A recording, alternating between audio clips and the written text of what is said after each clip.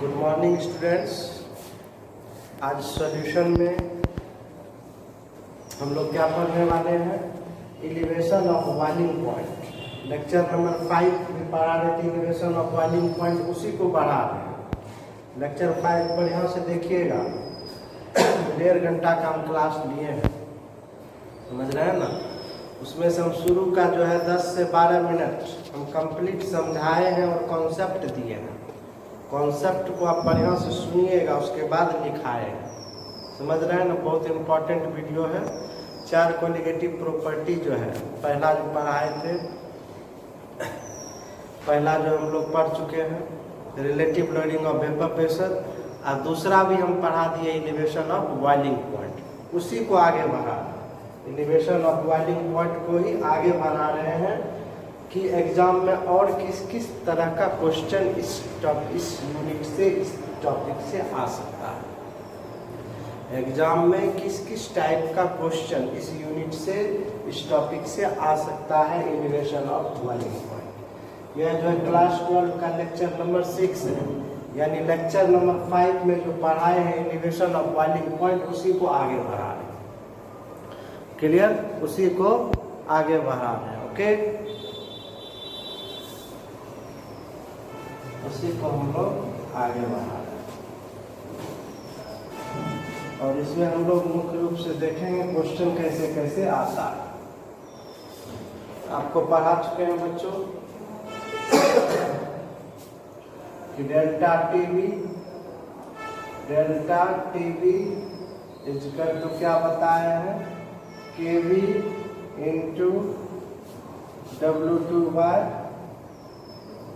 M2,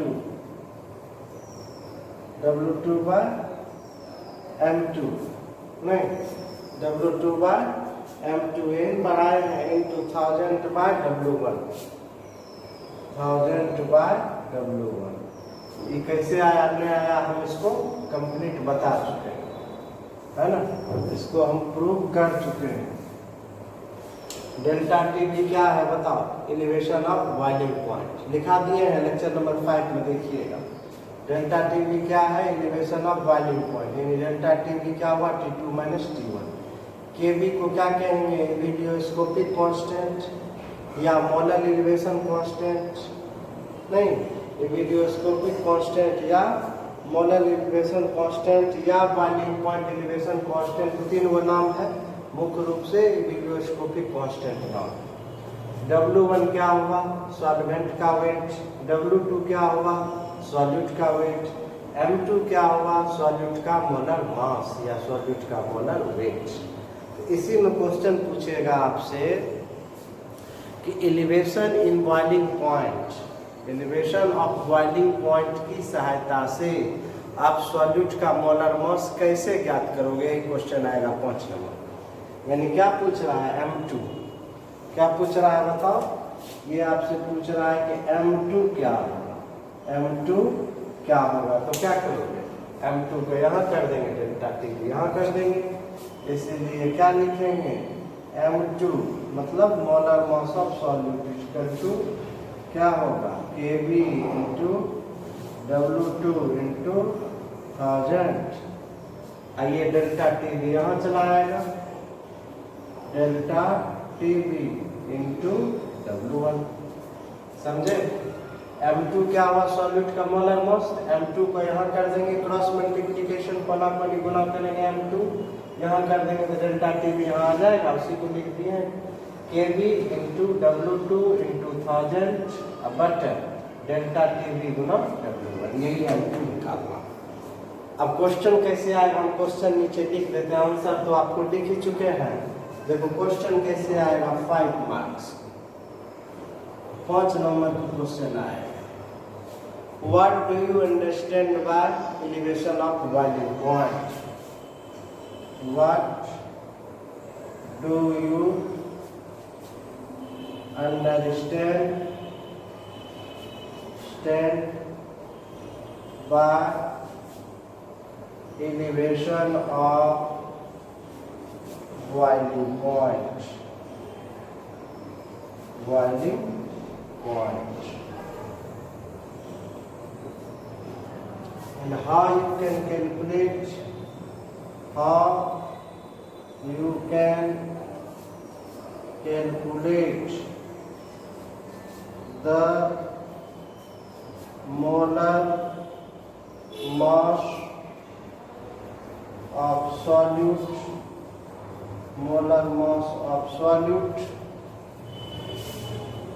with the help of elevation of boiling point. Easy.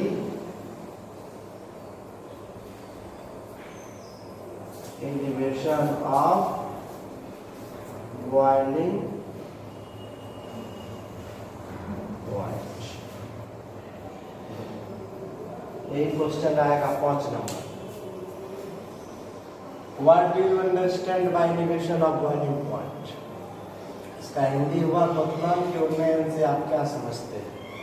उसी में आगे जो रहा है, how you can calculate the molar mass of solute with the help of elevation of boiling point. Elevation of boiling point की सहायता से solute का आप मोलर मास कैसे ज्ञात करेंगे. तो इसका आंसर क्या है. क्वेश्चन लिखिए, आंसर क्या होगा. शुरू से लेके यहाँ तक लिखिए. कहाँ तक लिखोगे. जहाँ से लिखे एलिवेशन ऑफ बॉइलिंग पॉइंट में हेडिंग बनाए हैं वहाँ से लेके आपको यहाँ तक लिखना है. तब ये कंप्लीट इस क्वेश्चन का आंसर हुआ और वो 5 नंबर मिलेगा. हिंदी में लिख देते हैं. क्वेश्चन के उन्नयन से आप क्या समझते हैं. क्या समझते हैं. क्वेश्चन के उन्नयन की सहायता से क्वेश्चन के उन्नयन की सहायता से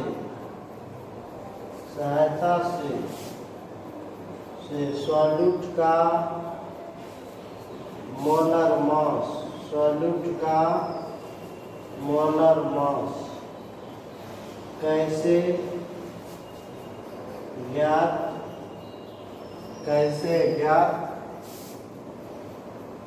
किया जाता है. ओके, इस तरह से क्वेश्चन रहेगा. हिंदी में भी लिख दिए हैं कि क्वेश्चन के उन्नयन से आप क्या समझते हैं. क्वेश्चन के उन्नयन की सहायता से किसी सॉल्यूट का, कैसा सॉल्यूट, नन इलेक्ट्रोलाइट सॉल्यूट. कैसा इलेक्ट्रोलाइट, नन वोलाटाइल. ऐसे भी देगा. क्वेश्चन के उन्नयन की सहायता से non electrolyte and non volatile. ध्यान देना, क्योंकि जितना भी क्वालिटेटिव प्रॉपर्टी पढ़ा रहे हैं वह कैसे सॉल्यूट के लिए उपयोगी है. जो नन इलेक्ट्रोलाइट इलेक्ट्रोकेमिस्ट्री पढ़ा चुके हैं, जो इलेक्ट्रिसिटी देने के बाद आयन में नहीं टूटता, जो इलेक्ट्रिसिटी पास करने के बाद आयन में नहीं टूटता, तो वैसे के लिए ये लागू है. यानी नन इलेक्ट्रोलाइट और सॉल्यूट कैसा होना है, नन वोलाटाइल, अवरणशील.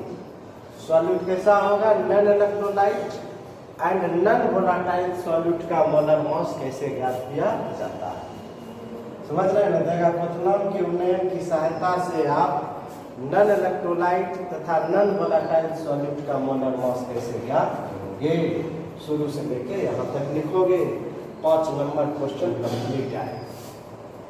क्लियर. इसी में देखो दूसरा कैसे पूछ सकता है. ऐसे भी पूछता. आप क्वेश्चन बैंक देखिएगा. इसी को पूछने के देखो दूसरा तरीका क्या है. पहला पार्ट तो वही है कि क्वेश्चन के उन्नयन से आप क्या समझते हैं. पहला पार्ट वही है. दूसरा पार्ट इसी में जोड़ेगा. या फिर से लिख देते हैं. दूसरा आ सकता है कैसे. व्हाट डू यू अंडरस्टैंड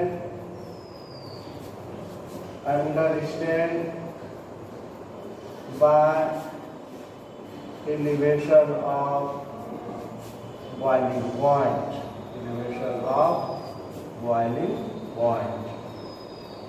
से आप क्या समझते हैं. और इसमें क्या जोड़ेगा, with the help of Raoult law, with the help of Rault law for the elevation of boiling point, how you can calculate the molar mass of solute. With the help of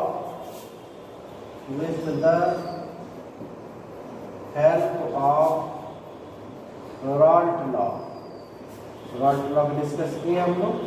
With the help of Rault law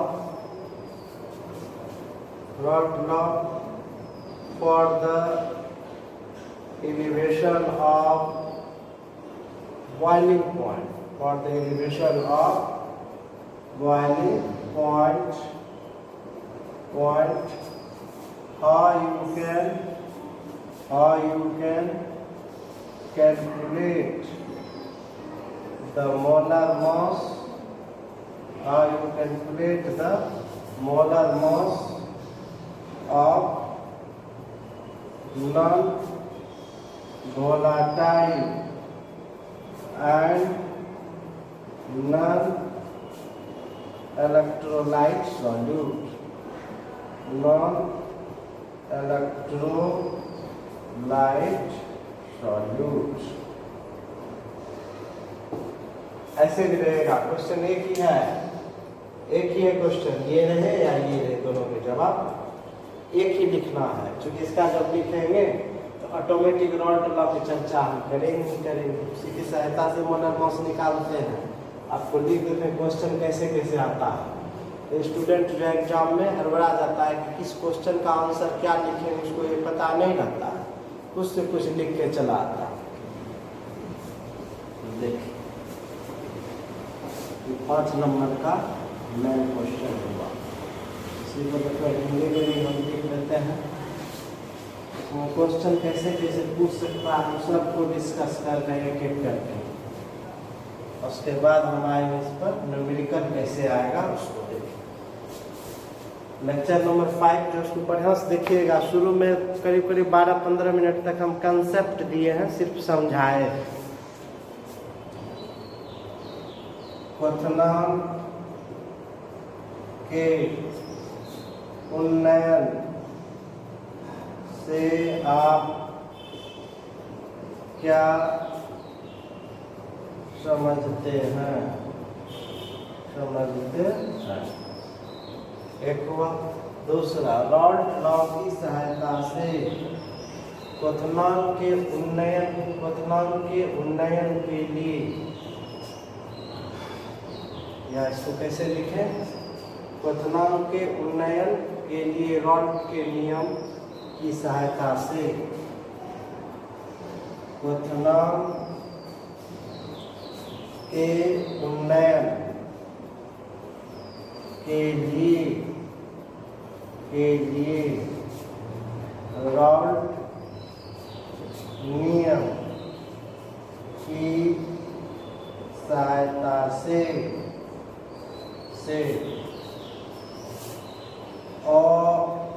अवाष्पशील तथा अनअपघट्य solute का molar mass कैसे ज्ञात किया जाता है. देखो question 2 हुआ, answer दोनों के एक ही हुआ. इसमें वही लिखे, क्वथनांक के उन्नयन से आप क्या समझते हैं. ओके. दूसरा लिखे, क्वथनांक के उन्नयन के लिए रॉल्ट नियम की या रॉल्ट के नियम की सहायता से अवाष्पशील नॉन वोलेटाइल तथा अनअपघट्य सॉल्यूट नॉन इलेक्ट्रोलाइट सॉल्यूट का मोलर मास कैसे ज्ञात किया जाता है. ये दोनों क्वेश्चन हुआ और दोनों का आंसर एक ही है.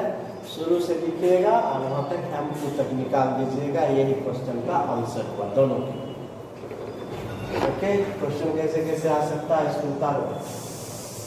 अब देखिए ये सब जो क्वेश्चन आएगा 5 नंबर, अब उसी में शॉर्ट क्वेश्चन भी तो आता है 18-20 को शॉर्ट देता है 2 नंबर का क्वेश्चन। उसमें क्या पूछेगा, पूछेगा इवेल्यूस्कोपिक कांस्टेंट क्या है, इसको परिभाषित करें। या इसी को कहेगा मोलर एलिवेशन कांस्टेंट क्या है, इसको परिभाषित करें। या बॉइलिंग पॉइंट एलिवेशन कांस्टेंट क्या है, इसको परिभाषित करें। ये सब 2 नंबर क्वेश्चन है। इसको उतारो तुम लोग, तब आगे बढ़ते हैं ना। ये सब क्वेश्चन हम लिखे हैं, ये जितना भी क्वेश्चन है ये सब 5 मार्क्स में डील होगा। ओके, इसके बाद जो हम लोग पढ़ेंगे 2 मार्क्स का क्वेश्चन कैसे आएगा, उसको हम लोग देखेंगे।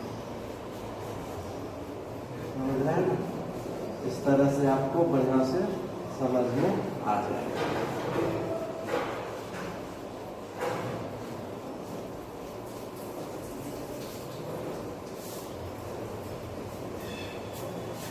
अब हम लोग पढ़ने जा रहे हैं 2 मार्क्स के क्वेश्चन। उसी का देखो इसमें छोटा छोटा पार्ट है। एविडियोस्कोपिक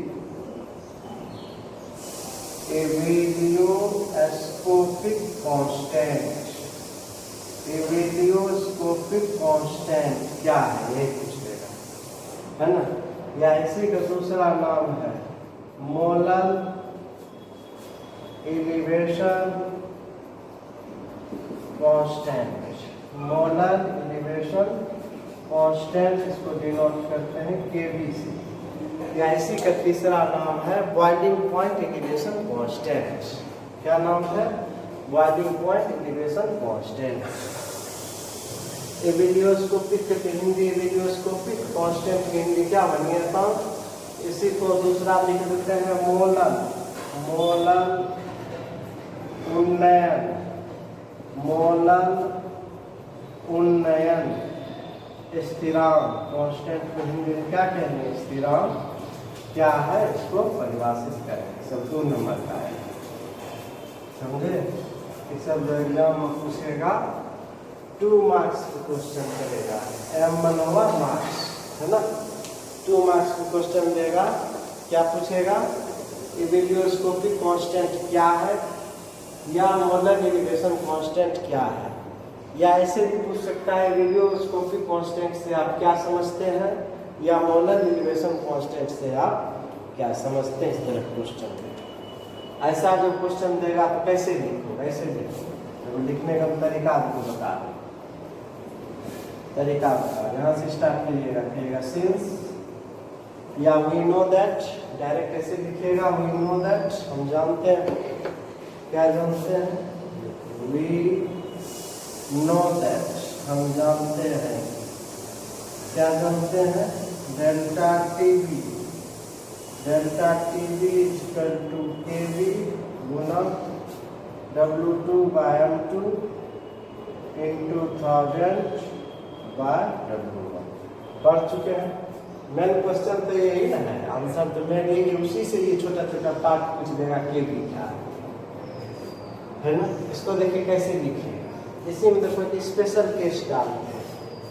इफ यदि ये जो है W2/M2, W2/M2 क्या हुआ बताओ? सॉल्यूट के मोल की संख्या। W2/M2 को ही हम लोग कहते हैं मोल, N होता है ना। N क्या हुआ? Mole. N equal to W/M। अब सॉल्यूट के मोल की संख्या होगा तो W2/M2 लिखेंगे, इसके बदले N2 लिख देंगे। सॉल्वेंट के मोल की संख्या होगा तो W1/M1, इसके बदले क्या लिख देंगे? N1 इक्वल टू क्या लिख सकते हैं? N2। W2/M2 इक्वल टू हम क्या लिख सकते हैं? N2। सॉल्यूट के मोल की संख्या हम क्या लेते हैं? 1 मोल। सॉल्यूट के मोल की संख्या क्या लेते हैं? 1 मोल। एंड W1 क्या लिए? Weight of solvent. Weight of solvent हम कितना लिए? 1 kg। 1 kg का मतलब 1000 ग्राम। यहाँ W1 जो है ना ग्राम में, W1 कितना में बोलो? ग्राम में है, इसीलिए 1000। अब देखिए जब ये जो है केवी क्या है समझिएगा। केवी क्या है इसको समझना। हम क्या किए? वाटर लिए, है ना। ये वाटर है, हम इसमें क्या किए, 1 मोल ग्लूकोज मिला दिए। 1 मोल क्या किए, ग्लूकोज मिला दिए। देखो वाटर का बॉइलिंग पॉइंट कितना है, 100 डिग्री सी है ना।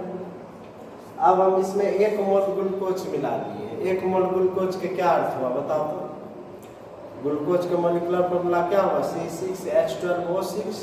1 मोल ग्लूकोज का मतलब कितना हुआ, 180 ग्राम ग्लूकोज मिला दिए। हम वाटर लिए हैं, अब वाटर में क्या किए हैं, 1 मोल ग्लूकोज मिला दिए, यानी 180 ग्राम ग्लूकोज मिला दिए, तो क्या बन गया, सॉल्यूशन हो गया। अब जो है ये सॉल्यूशन का जो बॉइलिंग पॉइंट है या वाटर से क्या हो जाएगा, अधिक हो जाएगा। वाटर से क्या हो जाएगा, अधिक हो जाएगा, है ना। तो क्या है, केबी किसको कहते हैं, केबी किसको कहते हैं, है ना। और ये वाटर जो है कितना लिए है, ध्यान देना, ये वाटर जो है W1 ये कितना लिए हैं, 1 kg। वाटर कितना लिए हैं बताओ, 1 kg। वाटर कितना लिए हैं, ध्यान देना, 1 kg हम क्या किए, वाटर लिए, इसमें 1 मोल ग्लूकोज मिला। 1 kg वाटर मैंने 1000 ग्राम वाटर लिए, इसमें 1 मोल ग्लूकोज में 180 ग्राम ग्लूकोज मिला दिए, तो सॉल्यूशन बन गया। तो सॉल्यूशन का बॉइलिंग पॉइंट वाटर की अपेक्षा क्या होगा, अधिक हो जाएगा। पहले 100 था तो हो सकता है हो जाए 101 डिग्री सी, 100.5 डिग्री सी या 100.2 डिग्री सी हो जाए। यानी जब भी होगा तो इसका वाटर से सॉल्यूशन का बॉइलिंग पॉइंट वाटर से क्या हो जाएगा, अधिक हो जाएगा। तो केबी किसको कहते हैं, तो कहेंगे 1 kg सॉल्वेंट में 1 मोल ग्लूकोज घुलाने पर, 1 kg सॉल्वेंट में 1 मोल ग्लूकोज घुलाने पर, 1 kg सॉल्वेंट में 1 मोल सॉल्यूट घुलाने पर बॉइलिंग पॉइंट में हुई वृद्धि को, बॉइलिंग पॉइंट में हुई वृद्धि को ही केबी कहा जाता है। आप देखिएगा इसका अमाउंट जो है हम यहाँ पर बैठा दें, ये जो है W2/M2 की जगह हम क्या लिख देते हैं, 1, और W1 की जगह हम क्या लिख देते हैं, यहाँ W1 की जगह भी क्या लिख देते हैं, 1। तो क्या हो जाएगा, डेल्टा TB = यहाँ KB, इसके जगह क्या लिख दिए 1, ये हुआ 1000, और W1 की जगह भी क्या लिख दिए 1000 कट गया। इसीलिए डेल्टा TB = क्या हो गया, KB। इसीलिए डेल्टा TB = क्या हो गया बताओ, KB हुआ। अब KB किसको कहते हैं समझ में आया, समझिएगा कि 1 kg सॉल्वेंट में 1 मोल सॉल्यूट घुलाने पर, 1 kg सॉल्वेंट में 1 मोल सॉल्यूट घुलाने पर बॉइलिंग पॉइंट में हुई वृद्धि को ही इवेल्यूस्कोपिक कांस्टेंट या मोलर एलिवेशन कांस्टेंट कहा जाता है। ओके, इसी बात को लिख देते हैं ना। Okay, hence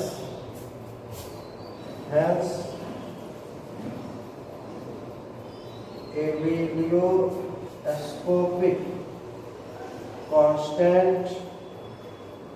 constant may be defined as the elevation of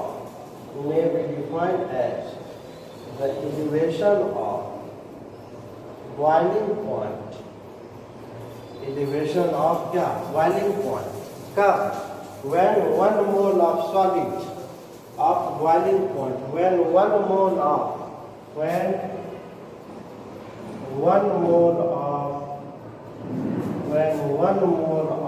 solute, कैसा solute, नन इलेक्ट्रोलाइट होना चाहिए, और क्या होना चाहिए, none volatile. when 1 mole of solute is dissolved in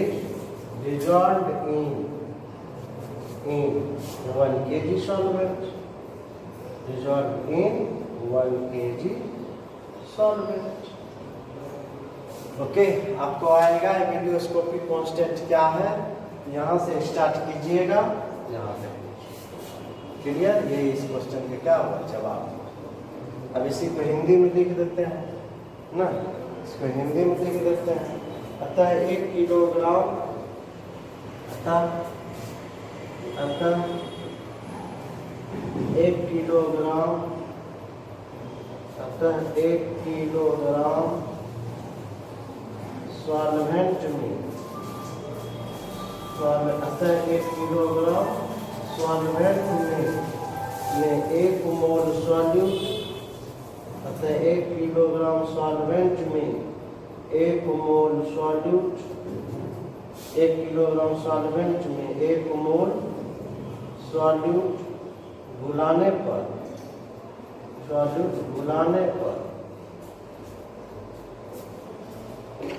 इधर लिखते हैं भैया ना, इसको हम इधर लिख देते हैं बढ़िया से। हिंदी अंग्रेजी दोनों में लिखना पड़ता है, थोड़ा सा टाइम लग जाता है। पूछता है एग्जाम में अलग से वीडियोस्कोपिक कांस्टेंट क्या है, उसको आप लिखिएगा 2 नंबर ना, 2 नंबर में आप इसको लिखिएगा। क्या लिखे हैं, अतः 1 किलोग्राम सॉल्वेंट में 1 मोल सॉल्यूट घुलाने पर बॉइलिंग पॉइंट में क्वथनांक में हुई वृद्धि को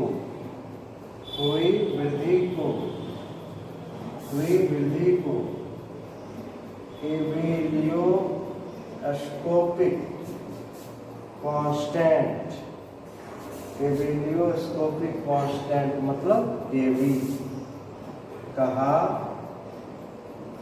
जाता है। ये हुआ तुम्हारा भैया एबिलियोस्कोपिक कांस्टेंट। किसको कहते हैं, इसका वैल्यू। ये समझे बढ़िया से नहीं। हम 1 kg सॉल्वेंट लिए, उसमें 1 मोल, मान लो 1 kg हम क्या लिए, वाटर लिए, उसमें 1 मोल ग्लूकोज घुला दिए। उसके कारण जो बॉइलिंग पॉइंट में वृद्धि हुआ, उसी वृद्धि को हम लोग क्या कहते हैं, एबिलियोस्कोपिक कांस्टेंट। ओके, अब देखो केबी का मान अलग अलग सॉल्वेंट के लिए अलग अलग होगा। जैसे देखो केबी का मान याद रखिएगा, इसे केबी का मान यदि वाटर है तो वाटर के लिए केबी का मान होता है 0.52 केल्विन केजी पर मोल। अब यूनिट कैसे आता है निकाल के बता दो, 0.52 केल्विन केजी पर मोल। अब याद रखना, हालांकि क्वेश्चन में केबी का मान दे देता है, लेकिन कभी कभी चूंकि वाटर जो है फेमस सॉल्वेंट है, इसीलिए कभी कभी केबी का मान नहीं भी रहेगा। तो याद रखिएगा कि वाटर के लिए केबी का मान 0.5 केल्विन केजी पर मोल होगा। तुमसे पूछेगा इसका क्या अर्थ हुआ, तो क्या जवाब दो। इसका अर्थ यह हुआ कि हम 1 kg वाटर लिए, उसमें 1 मोल ग्लूकोज घुला दिए, यानी 180 ग्राम ग्लूकोज घुला दिए, तो जो सॉल्यूशन का बॉइलिंग पॉइंट होगा वह हो जाएगा 100.52 हो जाएगा। कितना हो जाएगा, 100.52। तो पहले वाटर का था 100, अब क्या हो गया 100.52। तो वृद्धि कितना से हुआ, 0.52। वृद्धि कितना से हुआ, 0.52। तो इसी वृद्धि को ही तो केबी कहा जाता है, इसी वृद्धि को ही केबी कहा जाता है ना। अब ध्यान देना, वही हम 1 kg वाटर लिए और उसमें अब हम मिला दिए 1 मोल शुगर। तो 1 मोल शुगर मैंने 342 ग्राम, 342 ग्राम। तो वो जो सॉल्यूशन होगा, अब उस सॉल्यूशन का बॉइलिंग पॉइंट हो जाएगा अगेन 100.52। अब पहले वाटर था 100, अब हो गया 100.52। तो वृद्धि कितना से हुआ, 0.52। तो इसी वृद्धि को 0.52 को ही हम लोग क्या कहते हैं, केबी, या केबी हुआ वाटर के। लेकिन वही बेंजीन में जब मिलाएंगे तो दूसरा होगा, बेंजीन में जब हम मिलाएंगे तो दूसरा होगा। जैसे मान लो हम दिए बेंजीन C6H6, है ना, C6H6। तो इसके लिए केबी का मान होता है 3.52 2.53 केल्विन केजी पर मोल। यह किसके लिए हुआ बताओ? बेंजीन के, बेंजीन के लिए हुआ। यानी कि वाटर के लिए जितना होगा उतने बेंजीन के लिए नहीं होगा। सब के लिए केबी का मान क्या होगा? अलग अलग होगा। मान लो हमारा इथाइल अल्कोहल है, केबी का मान जो इथाइल अल्कोहल है C2H5OH, इसके लिए केबी का मान है 1.20 केल्विन केजी पर मोल, केल्विन केजी पर मोल। तो आप क्या देख रहे हैं भैया बताओ कि केबी का मान सॉल्वेंट के नेचर पर निर्भर करेगा। ऑब्जेक्टिव आ जाएगा। केबी का मान किस पर निर्भर करेगा? सॉल्वेंट के नेचर पर निर्भर करेगा। वह सॉल्यूशन के नेचर और सॉल्यूशन के कंसंट्रेशन पर डिपेंड नहीं करेगा। यही ऑब्जेक्टिव आएगा कि यदि वाटर है तब ना, अब बेंजीन है तो वाटर है तो 0.52, यदि बेंजीन है तो 2.52, 2.53, लेकिन वही इथाइल अल्कोहल है तो 1.20। इसका क्या मतलब हुआ कि केबी का मान जो है सॉल्वेंट के नेचर पर डिपेंड करेगा, प्रकृति पर, कि वह वाटर है कि बेंजीन है कि इथाइल अल्कोहल है। यह इस बात पर निर्भर नहीं करेगा कि सॉल्यूशन किसका बना है। वाटर में हम ग्लूकोज दे के सॉल्यूशन बनाए, कि वाटर में चीनी मिला के सॉल्यूशन बनाए, कि वाटर में यूरिया दे के सॉल्यूशन बनाए, या सॉल्यूशन के नेचर पर डिपेंड नहीं करेगा। यह डिपेंड करेगा सिर्फ और सिर्फ सॉल्वेंट के नेचर। ऑब्जेक्ट, इससे ऑब्जेक्टिव जो आएगा बनाना, समझ रहे हैं ना? इससे ऑब्जेक्टिव आता है एग्जाम में, उसको बनाइएगा। फिर इसको बनाइएगा कैसे कैसे आता है। यहाँ लिखते हैं केबी जो है, KB depends on the KB, the value of KB, the value of Kb depends on the nature of solvent, nature of solvent, not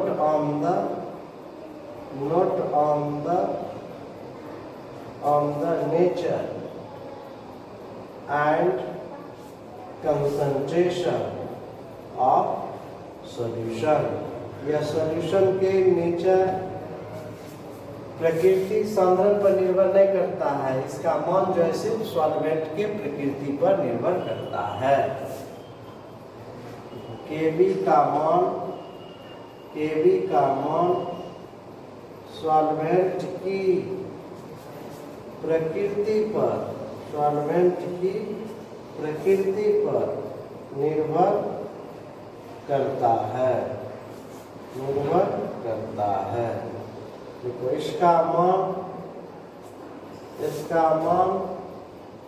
solution की प्रकृति तथा सांद्रण, प्रकृति तथा सांद्रण पर निर्भर नहीं करता है, निर्भर नहीं करता है। सब ऑब्जेक्टिव आएगा तो बनाना है बढ़िया से। क्या है समझ में आ गया होगा? हम क्लियर कॉन्सेप्ट दे रहे हैं, समझा के बता रहे हैं, एकदम दिमाग में रखिएगा। इससे आपको ऑब्जेक्टिव सब बनेगा, उसी हिसाब से पढ़ा रहे। अब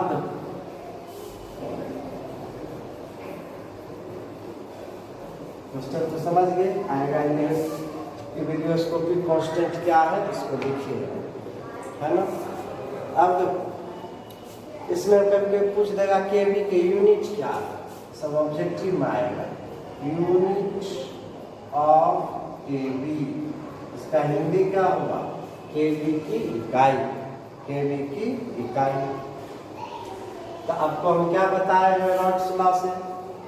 रॉड्स लॉ से बता चुके हैं delta T B is directly proportional to क्या है, और उसी को हम प्रोपोर्शनलिटी को हटाए तो एक कांस्टेंट दिए। हम क्या जानते हैं? Since delta T B equal to क्या? K B into M, K B into M. Formula से ही नहीं यूनिट निकालते हैं, इकाई निकालते हैं। डेल्टा टी भी क्या हुआ, elevation of boiling point, boiling point में वृद्धि, बॉइलिंग पॉइंट में वृद्धि। तो बताओ टेम्परेचर की यूनिट क्या होता है, टेम्परेचर की यूनिट क्या होता है, केल्विन है। अब मोलिलिटी की यूनिट क्या बताया, बताओ, मोल पर केजी। मोलिलिटी की यूनिट क्या होता है, मोल पर केजी, है ना। और टेम्परेचर की यूनिट क्या होता है, केल्विन। तो टेम्परेचर की जगह बैठा दिए यहाँ kelvin, K means kelvin, delta T B, है ना। और मोलिलिटी के बदले क्या लिखेंगे, मोल पर केजी, मोल पर केजी, ओके, मोल पर केजी, मोल पर केजी। तो डेल्टा टीवी की जगह हम लोग क्या लिख दिए, के केल्विन, आइए के भी उतार दी, इसीलिए के भी क्या हो जाएगा, केल्विन, ये इधर आएगा तो भाग हो जाएगा, मोल पर केजी, है ना। therefore kb equal to kelvin, देखो पर केजी है तो ऊपर जाएगा तो हो जाएगा केजी, केल्विन केजी, ये है मोल तो ऊपर जाएगा क्या होगा, पर मोल, केल्विन केजी पर मोल, ये हुआ यूनिट। क्लियर हुआ, फिर से बताते हैं। Delta T B equal to K B into temperature की यूनिट क्या होगा, केल्विन, के बी उतार दिए, मोलिलिटी की यूनिट मोल पर केजी, कोना गुना करेंगे, के बी इक्वल टू क्या हो जाएगा, के बटर इतना, मोल पर केजी, ये ऊपर चल जाएगा पर केजी क्या हो जाएगा, केजी, केल्विन है ये है, पर केजी ऊपर गया तो केजी, ये मोल ऊपर चला गया क्या हुआ, पर मोल। इसका यूनिट क्या हुआ, केल्विन केजी पर मोल, केल्विन केजी पर मोल। क्लियर हो गया, इसको उतार।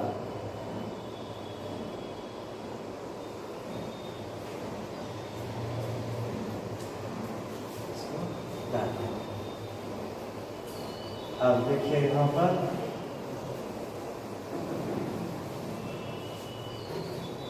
पर आप देखिए केवी को देखो इस तरह से भी निकाला जाता है, केवी को हम लोग इस तरह से भी निकालते हैं। KV can be also calculated as thermodynamically, KV को इस प्रकार से भी निकाला जाता है। KV is also calculated as, इसको थर्मोडायनेमिकली हम लोग इस प्रकार से भी निकालते हैं, है ना। के बी क्या हुआ समझ ही रहे हैं, K B equal to M R T V square by thousand into delta H. इस फॉर्मूला की सहायता से भी के बी का मान निकाला जाता है। M R T V square by 1000 delta H, ये क्या है, thermodynamic van Hoff, thermodynamic factor है। ये थर्मोडायनेमिक्स में एक वॉन हॉफ ने थर्मोडायनेमिक्स के आधार पर केवी को इस प्रकार से कैलकुलेट किया। वॉन हॉफ ने थर्मोडायनेमिक्स के आधार पर केवी को इस प्रकार से कैलकुलेट किया। इसको हम लोग ऑनर्स में पढ़ाते हैं, जो ऑनर्स में बच्चे पढ़ते हैं उसको थर्मोडायनेमिक्स में चीज पढ़ाते हैं कि thermodynamically KV is calculated by this formula. M का मान बैठा देंगे, आर का मान बैठा देंगे, टीबी का मान बैठा देंगे, डेल्टा एच बैठा देंगे तो केवी नहीं आ जाएगा। तो thermodynamically KV is calculated like this. अब तो सर यहाँ एम क्या है, ये एम है molar mass of solvent, molar mass of solvent, solvent का मोलर मास,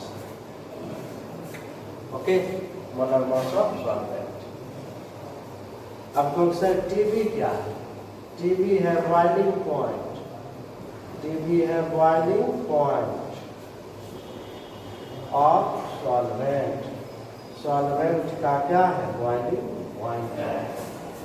तो सर आर क्या है, आर जो है तुम्हारा गैस कांस्टेंट है, उसी को कहते हैं universal gas constant, gas constant कहिए या universal gas constant, universal universal gas constant, जितना भी गैस है सब के लिए इसका मान सेम होता है, इसलिए नाम पड़ गया यूनिवर्सल गैस कांस्टेंट। और इस R का वैल्यू होता है 8.31 जूल पर मोल पर केल्विन। इस एग्जाम में पूछता है कि R का वैल्यू कितना है, तो लिखिएगा 8.31 जूल पर मोल पर केल्विन, है ना, पर केल्विन। ओके, TB क्या है, बॉइलिंग पॉइंट ऑफ सॉल्वेंट है। अब कहोगे सर डेल्टा H क्या है, ये डेल्टा H है एंथैल्पी। H में क्या होगा, enthalpy of vaporisation, enthalpy of vaporisation of solvent. Solvent का क्या है, एंथैल्पी। कैसा एंथैल्पी, चूंकि बॉइलिंग है तो वेपोराइजेशन ही होगा ना। H मन हुआ एंथैल्पी, एंथैल्पी को H से डिनोट करते हैं, बहुत बार पढ़ा चुके हैं, enthalpy of vaporisation of solvent. ये कंप्लीट हुआ केबी के बारे में।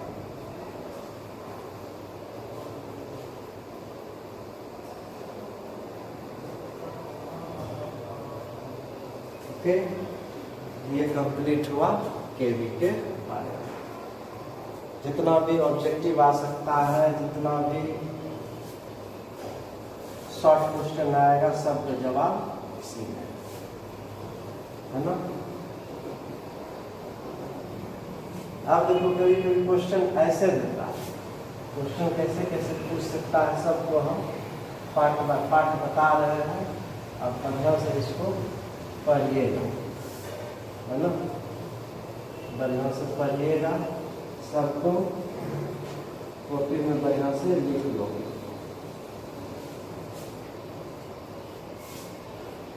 और देखो कभी कभी क्वेश्चन तुमको दे देगा 2 नंबर में, shows that elevation of boiling point is an colligative property, है ना।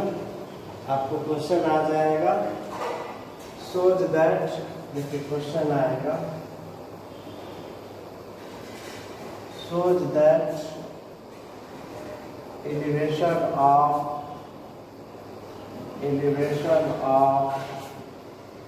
boiling point is a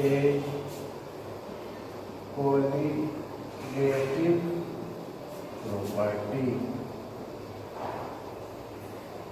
ये क्वेश्चन है, सब 2 मार्क्स में आएगा, 2 नंबर में आएगा। दिखाइए कि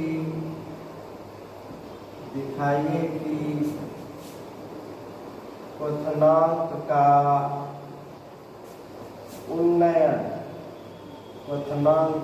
उन्नयन एक अनुषंग गुणधर्म, कॉलिगेटिव प्रॉपर्टी को हिंदी में कहते हैं अनुषंग गुणधर्म है। ये सब क्वेश्चन आएगा भैया। क्वेश्चन आ जाएगा कि दिखाइए कि क्वथनांक का उन्नयन माना डेल्टा टीवी एक अनुषंग गुणधर्म है, माना क्या है, कॉलिगेटिव प्रॉपर्टी।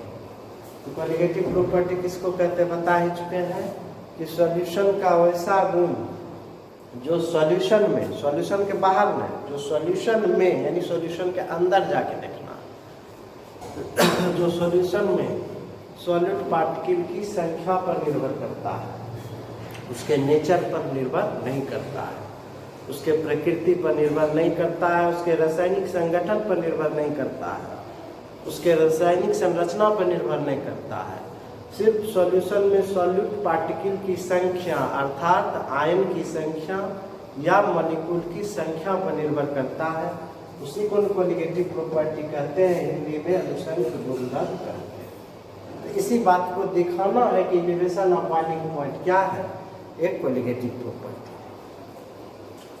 आपको पढ़ा चुके हैं बच्चों ना, पढ़ा चुके हैं क्या, from Rod's law for the elevation of boiling point, delta TB is directly proportional to M, delta T भी is directly proportional to M molality. अब डेल्टा टी भी मोलैलिटी जो है प्रोपोर्शनलिटी को हटाए तो कांस्टेंट दिए जिसको हम लोग क्या कहेंगे के B into M.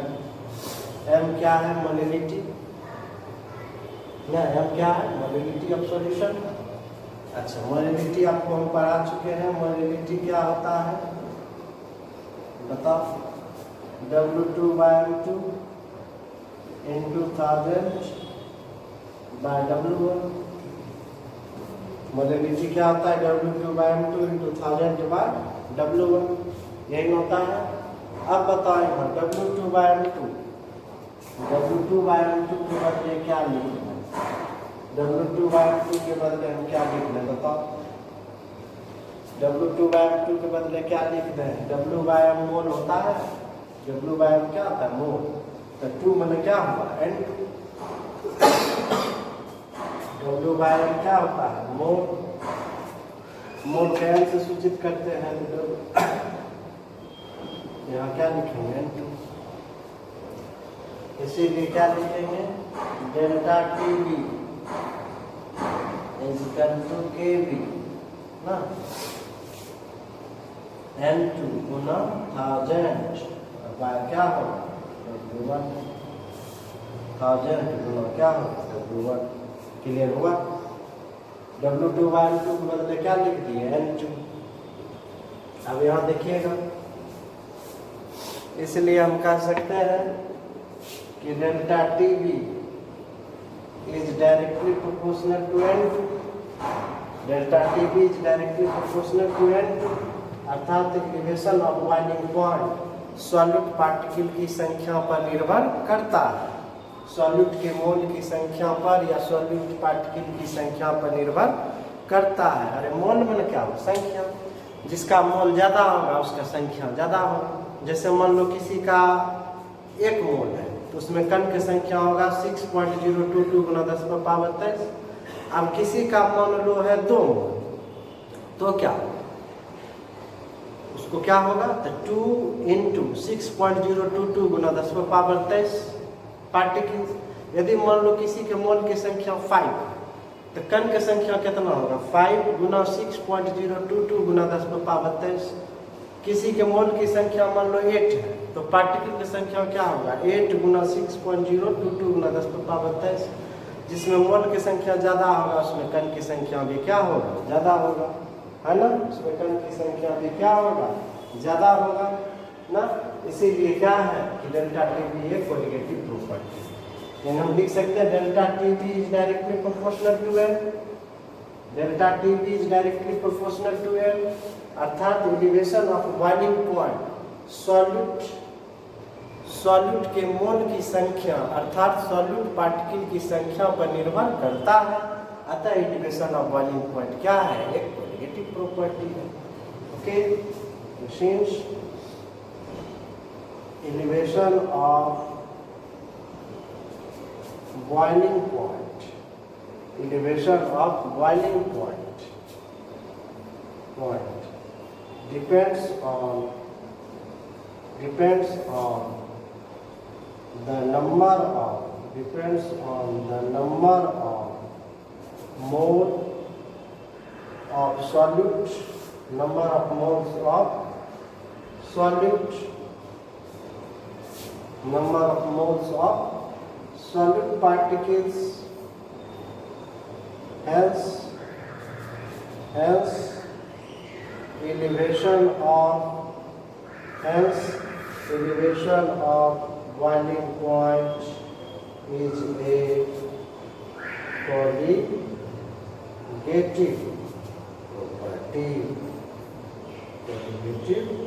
property। Clear हुआ। यहाँ लिख देते हैं चूंकि क्वथनांक का उन्नयन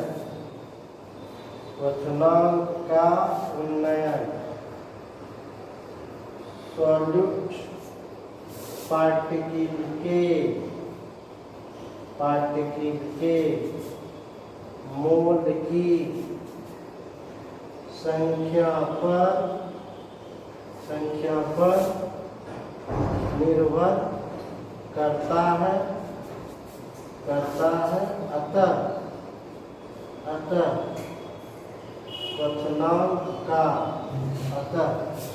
क्वथनांक का उन्नयन एक कोलिगेटिव प्रॉपर्टी है। मतलब 2 नंबर का आएगा बच्चों, यहाँ तक लिखिए। तो रॉड्स लॉ से स्टार्ट करेंगे, फिर समझिएगा। आपको आएगा क्वेश्चन 2 नंबर, दिखाइए कि क्वथनांक का उन्नयन एक कोलिगेटिव प्रॉपर्टी। डायरेक्ट लिखोगे from Raoult's law delta T is directly proportional to M. Proportionality को हटाएंगे तो के भी देंगे। एम के बदले लिखे W2/m2 1000/W1। W2/m2 क्या हुआ? मोल की संख्या। तो W2/m2 के बदले क्या लिख दिए? N2 बहुत उतार दिए। तो यहाँ से हम क्या देख रहे हैं? Delta T is directly proportional to M. यानी जैसे जैसे सॉलिड पार्टिकल के मोल की संख्या बढ़ेगा या सॉलिड पार्टिकल की संख्या बढ़ेगा, या कंफ्यूज नहीं करना। सॉलिड के मोल की संख्या बढ़ेगा या कहेंगे सॉलिड के पार्टिकल की संख्या बढ़ेगा तो कोलिगेटिव प्रॉपर्टी बढ़ेगा। इसका मतलब क्या हुआ कि कोलिगेटिव प्रॉपर्टी सॉलिड के मोल की संख्या पर निर्भर करता है, अर्थात सॉलिड पार्टिकल की संख्या पर निर्भर करता है। अतः एलिवेशन ऑफ बॉइलिंग पॉइंट क्या है? कोलिगेटिव प्रॉपर्टी है ना। I have written since elevation of boiling point depends on the number of moles of solid particle, hence elevation of boiling point is a colligative point। Okay, यहीं तक लिखना है बच्चों। आप उतारिए बढ़िया से उतारिए। ये सब आएगा 2 नंबर के क्वेश्चन। अब इसी में क्वेश्चन देगा, इसी में क्वेश्चन देगा 2 नंबर का आ जाएगा कि सॉल्यूशन का बॉइलिंग पॉइंट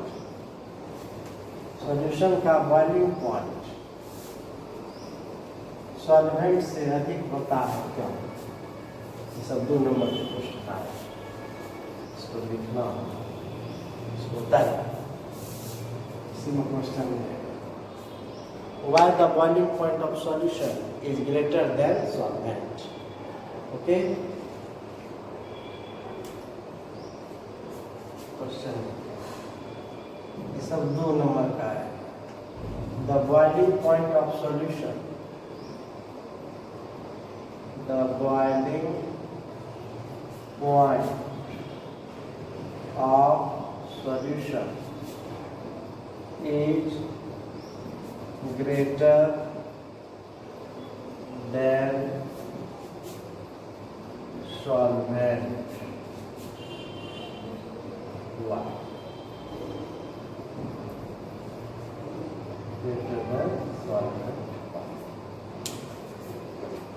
इसको मिटाया है।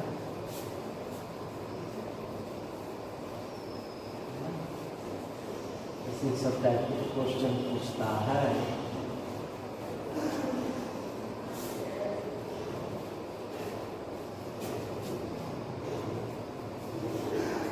ये सब 2 नंबर का क्वेश्चन आएगा।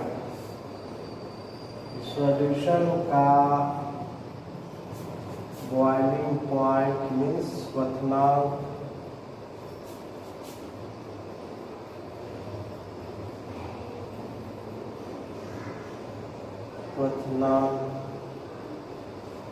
सॉल्वेंट की अपेक्षा अधिक होता है क्यों?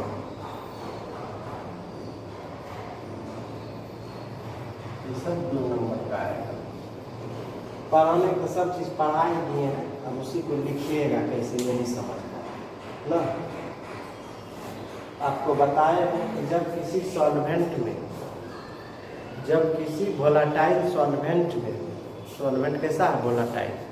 जब किसी वोलाटाइल सॉल्वेंट में कोई अवाष्पशील नॉन वोलाटाइल सॉल्यूट मिलाया जाता है तो सॉल्यूशन का वाष्प दाब सॉल्वेंट की अपेक्षा घट जाता है। हम फिगर से बता चुके हैं। तो सॉल्वेंट का वाष्प दाब, तो सॉल्यूशन का वाष्प दाब सॉल्वेंट की अपेक्षा क्या होता है, घट जाता है। फिगर से हम बता चुके हैं। इस तरह से हम फिगर देके बताए। यहाँ वेपर प्रेशर, यहाँ टेम्परेचर, ये हुआ सॉल्वेंट का, ये हुआ एटमॉस्फेरिक प्रेशर, ये हुआ सॉल्यूशन का। सब ग्राफ में क्लियर कर चुके हैं। यह बॉइलिंग पॉइंट हुआ सॉल्वेंट का, यह बॉइलिंग पॉइंट हुआ किसका, सॉल्यूट का। ये टेम्परेचर एक्सिस है ना। आप देख रहे हैं जैसे ही नॉन वोलेटाइल सॉल्यूट को हम डालते हैं सॉल्वेंट में तो सॉल्यूशन बना।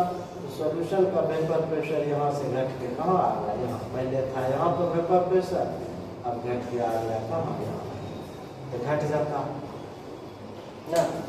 तो इसका वेपर प्रेशर क्या होता है, घट जाता है। इसलिए एटमॉस्फेरिक प्रेशर पर पुनः लाने के लिए, अतः वेपर प्रेशर का मान एटमॉस्फेरिक प्रेशर के बराबर लाने के लिए सॉल्यूशन को क्या करना होता है, हीट करना होता है, जिससे कि उसका वेपर प्रेशर वायुमंडलीय दाब के बराबर हो सके। इसलिए इसको जब हम हीट करते हैं तो गर्म करेंगे, हीट करेंगे तो इसका वेपर प्रेशर बढ़ते बढ़ते क्या होगा, वायुमंडलीय दाब के बराबर हो जाता है। उसी को हम क्या माने, T2। तो फिगर से स्पष्ट है कि सॉल्यूशन का बॉइलिंग पॉइंट सॉल्वेंट की अपेक्षा क्या होता है, क्लियर। सॉल्वेंट की अपेक्षा क्या होता है, अधिक होता है। मन होगा तो आप इस फिगर से दिखा भी सकते हैं, नहीं भी दिखा सकते हैं। चलो दिखा दोगे तो और क्लियर हो जाएगा।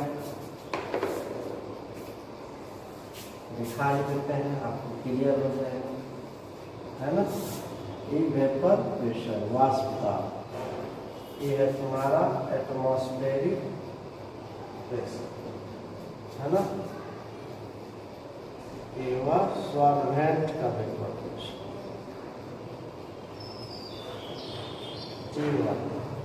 टेम्परेचर। ये हुआ सॉल्यूशन का, ये किसका हुआ, सॉल्यूशन का। ये क्या हुआ, T2। स्पष्ट है ना, स्पष्ट है। यहाँ लिखते हैं, फिगर दिखा दीजिए। जब किसी सॉल्वेंट में, ऐसा सॉल्वेंट, वाष्पशील सॉल्वेंट में कोई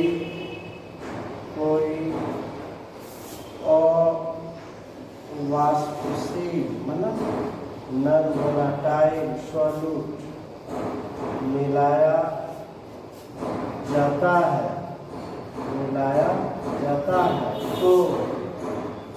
तो सॉल्यूशन का वाष्प दाब, पहले यहाँ था अब आ गया यहाँ, पहले यहाँ था अब घट के कहाँ आ गया, यहाँ।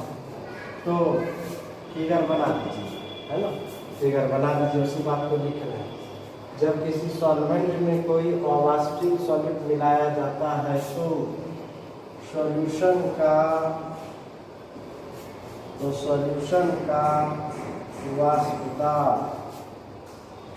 वाष्प दाब सॉल्वेंट की अपेक्षा घट जाता है, सॉल्वेंट की अपेक्षा कम हो जाता है। देख रहे हैं, जैसे ही किसी सॉल्वेंट में कोई अवाष्पशील सॉल्यूट मिलाते हैं तो सॉल्यूशन का वाष्प दाब सॉल्वेंट की अपेक्षा क्या होता है, कम हो जाता है, घट जाता है, जिस कारण अधिक ताप की घट जाता है, जिस कारण अधिक ताप की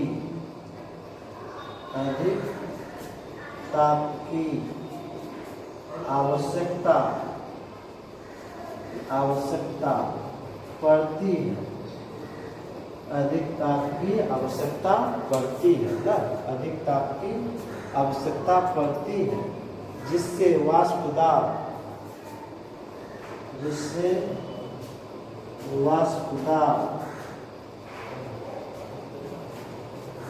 वायुमंडलीय दाब मतलब एटमॉस्फेरिक प्रेशर के बराबर, दाब के बराबर ना हो सके, जब वायुमंडल के दाब के बराबर हो जाए।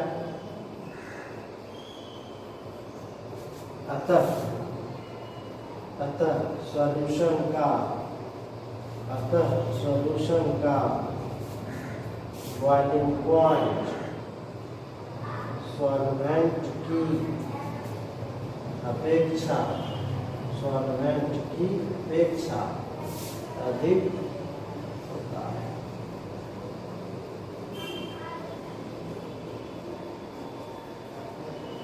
ध्यान दीजिएगा, फिगर बना दिए तो स्पष्ट हो चुकी, फिगर वाला बात को लिखें जब किसी सॉल्वेंट में कोई अवाष्पित सॉल्यूट मिलाया जाता है तो सॉल्यूशन का वाष्प दाब सॉल्वेंट की अपेक्षा घट जाता है। देखो यहाँ से घट के यहाँ आ गया, घट जाता है। अब घट जाता तब क्या होता है, जिस कारण से अधिक ताप की आवश्यकता होती है तब हम क्या करेंगे, सॉल्यूशन को हीट करेंगे मतलब अधिक ताप की आवश्यकता पड़ती है, इन सॉल्यूशन को हीट करना पड़ेगा। क्यों हीट करेंगे, जिससे कि उसका वाष्प दाब एटमॉस्फेरिक प्रेशर वायुमंडलीय दाब के बराबर पुनः हो जाए। तो पुनः जब बराबर हो जाएगा तब तक इसका टेम्परेचर क्या होगा, बढ़ जाएगा। तुम देख रहे हो कि T2 is greater than T1। T2 क्या हुआ, सॉल्यूशन का बॉइलिंग पॉइंट, T1 क्या है, सॉल्वेंट का बॉइलिंग पॉइंट। क्योंकि T2 का मान जो है T1 से अधिक है, इसीलिए लिखे आता है सॉल्यूशन का बॉइलिंग पॉइंट सॉल्वेंट की अपेक्षा क्या होता है, अधिक होता है। ओके, अधिक होता है। इसको लिखिए, फिगर तो सेम रहेगा। अब इंग्लिश मीडियम वाले बच्चों के लिए भी लिख देते हैं, है ना, उनके लिए भी लिख देते हैं।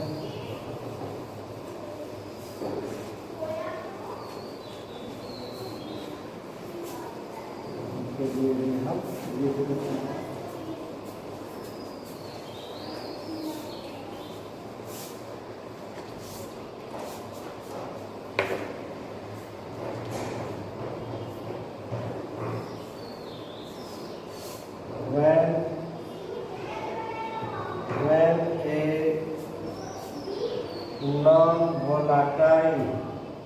When a non-volatile solute is dissolved in a solvent, when a non-volatile solute is dissolved in a volatile solvent, then the vapor pressure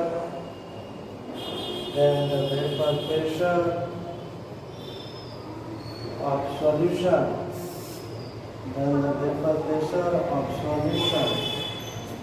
decreases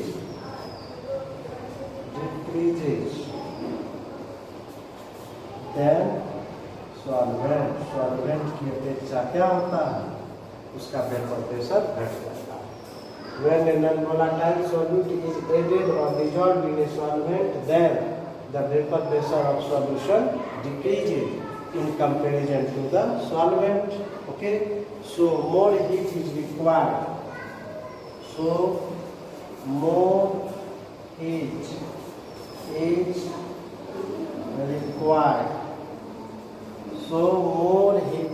required. इसलिए अधिक हीट की आवश्यकता पड़ती है, is required. In order that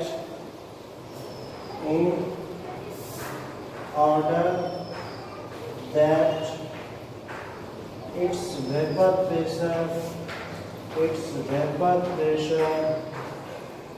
becomes equal to atmospheric pressure.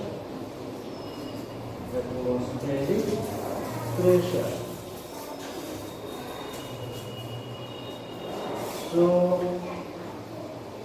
the boiling point of solution is greater than solvent. इसलिए solvent का boiling point, इसलिए solution का बॉइलिंग पॉइंट सॉल्वेंट की अपेक्षा अधिक होता है। लिखे when in an volatile solute is added और dissolved in a solvent, then the vapor pressure of solution decreases in comparison to, or then मतलब अपेक्षा, THE and then मतलब THE and then अपेक्षा, then solvent. So more heat is required. इसको गर्म करेंगे, more heat is required in order that its vapor pressure becomes equal to the क्या होता है atmospheric pressure. So the boiling point of solution is greater than your solvent. Okay. Hindi अंग्रेजी दोनों में दिखती है।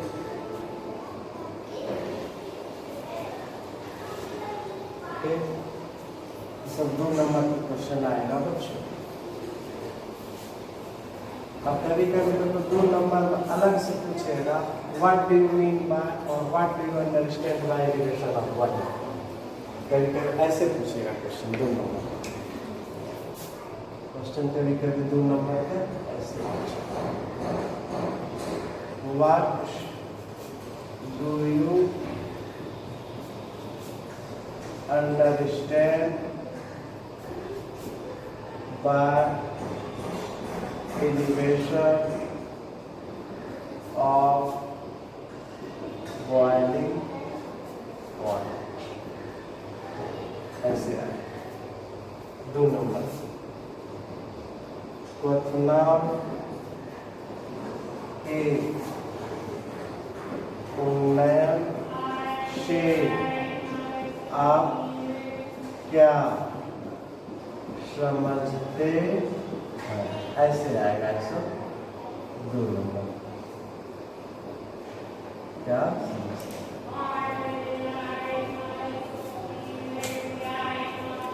इसको उतारा जाए, इसको उतारा जाए।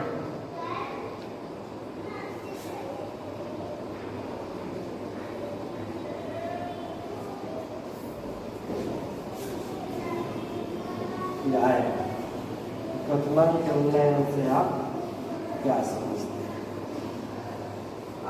कैसे लिखोगे इसका जवाब? इसका जवाब कैसे लिखोगे हम उसको बता रहे हैं। कैसे लिखोगे वो बता रहे हैं।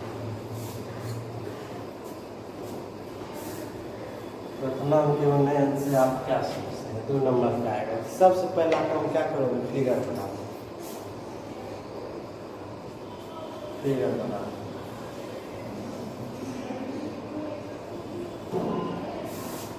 वेपर प्रेशर, टेम्परेचर, है ना? Temperature.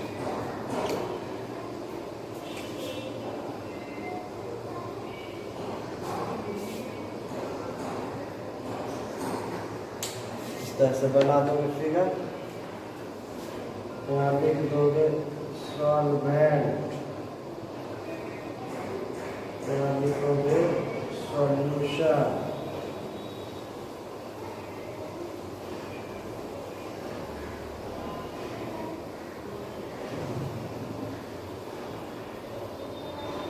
T1,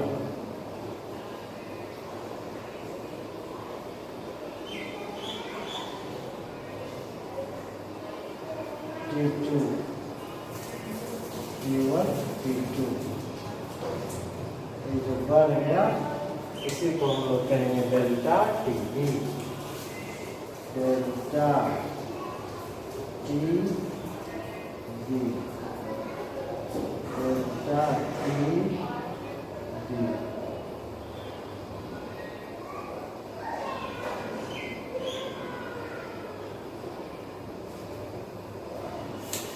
okay, उतारिए।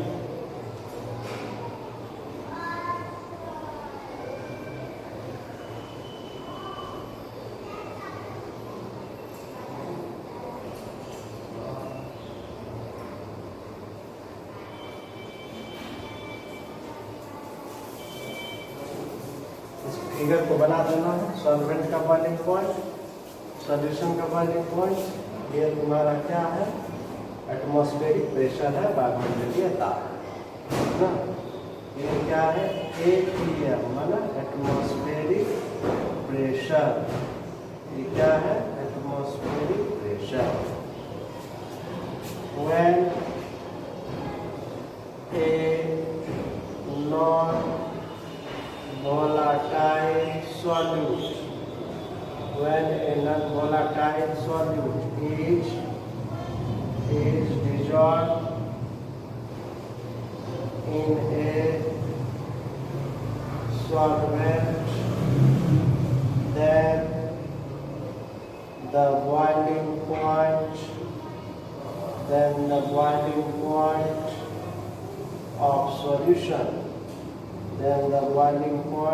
of solution, becomes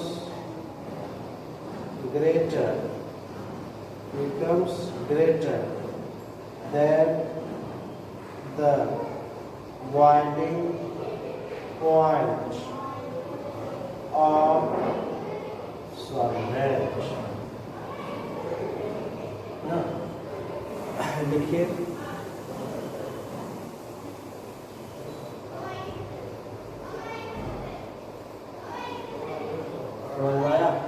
when a non-volatile solute is dissolved in a solvent, then the boiling point of solution becomes greater than the boiling point of solvent. लिखिए, this increase in boiling point is called elevation of boiling point. Delta TB. Okay, कोई delta TV यहाँ दिखाए हैं, delta TV यहाँ दिखाए, सबको पढ़ा दिए, सिर्फ part by part question wise पढ़ा देते हैं ताकि एग्जाम में इसी तरह पूछता है। इसी में फिगर बना दीजिएगा, लैंग्वेज लिख दीजिएगा, हिंदी वाला हिंदी में लिख दीजिएगा, हिंदी वाले हिंदी में लिखिएगा, इसको लिखा है, इसको उतारो तो मिटा दें। अब और थोड़ा सा लिखना है, इसीलिए पहले आप इसको उतारिए, है ना, पहले आप उतार लीजिए बढ़िया से, तब हम लिखते हैं आगे कि क्या करना।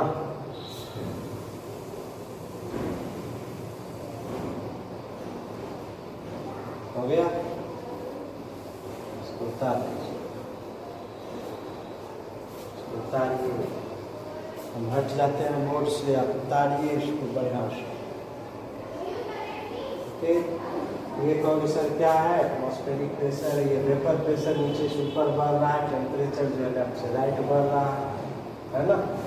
T2 is greater than T1, T2 minus T1 को ही हमको क्या कहेंगे, T, है ना।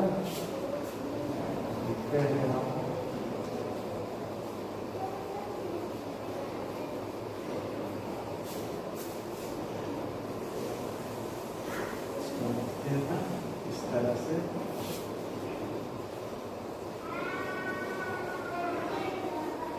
सब आएगा आपको अलग से ना।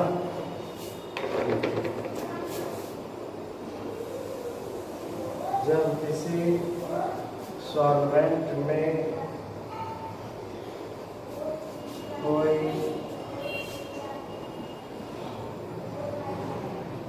नॉन वोलेटाइल ना, जब किसी सॉल्वेंट में कोई नॉन वोलेटाइल सॉल्यूट मिलाया जाता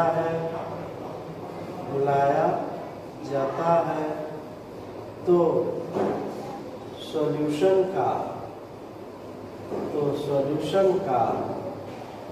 बॉइलिंग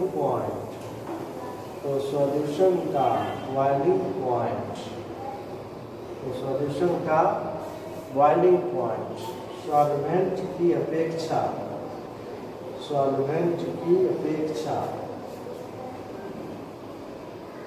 बढ़ जाता की अपेक्षा बढ़ जाता है।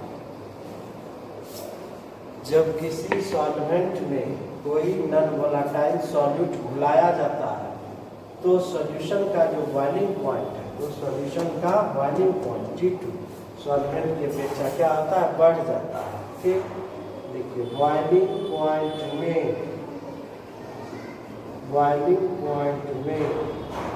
इसी वृद्धि को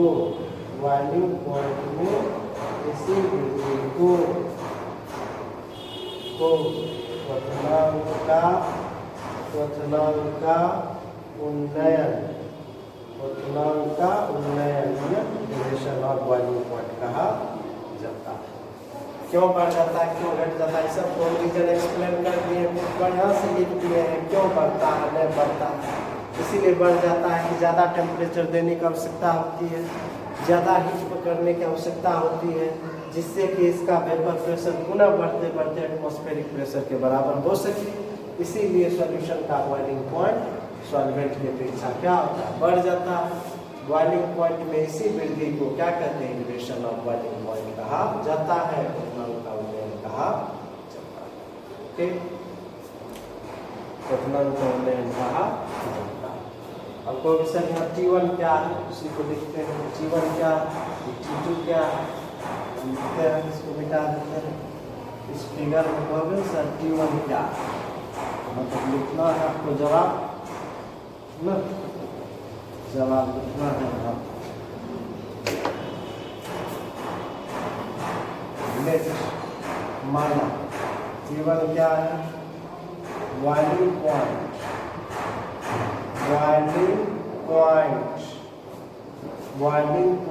of solvent, boiling point of solvent क्या हुआ, T1 boiling point of solution, boiling point of solution ये क्या हुआ, T2। Okay, since T2 is greater than T1, T1 क्या है, boiling point of solvent, T2 क्या है, बॉइलिंग पॉइंट ऑफ सॉल्यूशन। क्योंकि T2 is greater than T1, therefore elevation of boiling point, elevation of boiling point को किससे सूचित करते हैं, डेल्टा टीवी से। इसीलिए डेल्टा टीवी इक्वल टू क्या हुआ, T2 माइनस 1। यहाँ तक लिखिए, डेल्टा टीवी इक्वल टू क्या हुआ, T2 माइनस T1। यहाँ तक जब लिखोगे बच्चों तब मना आंसर पूरा होगा। फिगर बना देंगे, हिंदी वाले हिंदी में लिखिएगा, इंग्लिश वाले इंग्लिश में लिखिएगा। उसके बाद यहाँ जरूर लिखिएगा T1 क्या है, लिखेंगे boiling point of solvent, T2 क्या है, boiling point of solution. Figure से स्पष्ट है कि T2 is greater than T1। इसीलिए एलिवेशन ऑफ बॉइलिंग पॉइंट क्या हो गया, पहले मान लो 100 था, बाद में हो गया 102। पहले मान लो 100 था, बाद में हो गया 102। तो वृद्धि कितना से हुआ, 102 माइनस 100 इक्वल टू कितना, 2। 102 माइनस 100 दोनों घटा देंगे कितना होगा, 2। उसी 2 को कहेंगे एलिवेशन ऑफ बॉइलिंग पॉइंट। इसीलिए एलिवेशन ऑफ बॉइलिंग पॉइंट क्वथनांक का उन्नयन क्या होगा, T2 माइनस T1। ये एलिवेशन ऑफ बॉइलिंग पॉइंट पर कितने तरह का क्वेश्चन आ सकता है, हम सबको एक एक करके डिस्कस किए हैं। अब हम इस पर क्या पढ़ेंगे, न्यूमेरिकल पढ़ेंगे। एग्जाम में न्यूमेरिकल भी आता है। अभी तक हम थ्योरी दी, ये जो है 2 क्लास लिए थ्योरी पर। पिछला दिन लिए थे 1.5 घंटा का थ्योरी, आज भी हमको लगता है लगभग 1.5 घंटा हो गया होगा। ये थ्योरी का क्लास लिए, तब हम इस पर लेंगे न्यूमेरिकल्स। थैंक्स। ओके।